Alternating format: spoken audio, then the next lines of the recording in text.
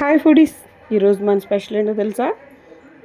చల్ల బజ్జీలండి. అంటే ఇవి ఈవినింగ్ టైం స్నాక్లో తింటే చాలా బాగుంటాయి. వాటి కోసం ముందుగా మైదాపిండిని చల్లించుకుని వాటిలోకి కొంచెం పుల్లటి పెరుగు వేసుకుంటే చాలా బాగుంటుంది. కొంచెం ఉప్పు, కొంచెం వంట సోడా వేసాను, అంటే తక్కువ ఉందని దాంతో వంపానండి. కొంచెం స్పూన్తో చూసుకుని వేసుకోండి, లేకపోతే ఆయిల్ లాగేస్తుంది.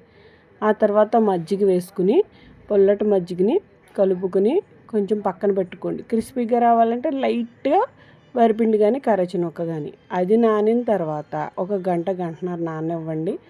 ఆ తర్వాత ఆయిల్ వేసుకుని స్టవ్ వెలిగించుకుని ప్యాన్ పెట్టుకుని ఆయిల్ వేసుకుని అవి చిన్ని చిన్ని బజ్జీల్లాగా వేయండి. ఇది చాలా ఫేమస్ అండి, ఇటు సైడు చాలా బాగుంటాయి. చిన్ని చిన్ని బజ్జీల్లా వేసుకుని వాటిని తిరగేసుకుని కొంచెం గోల్డెన్ బ్రౌన్ వచ్చే వరకు వేసుకున్న తర్వాత వాటిని ఒక ప్లేట్లో తీసుకోండి. ఆ తర్వాత చిన్ని చిన్ని ఆనియన్స్ కట్ చేసి పక్కన పెట్టుకోండి. ఈలోపు మీరు వేరుశనగ చట్నీ అయినా పర్వాలేదు, లేదంటే శనగ చట్నీ అయినా పర్వాలేదు.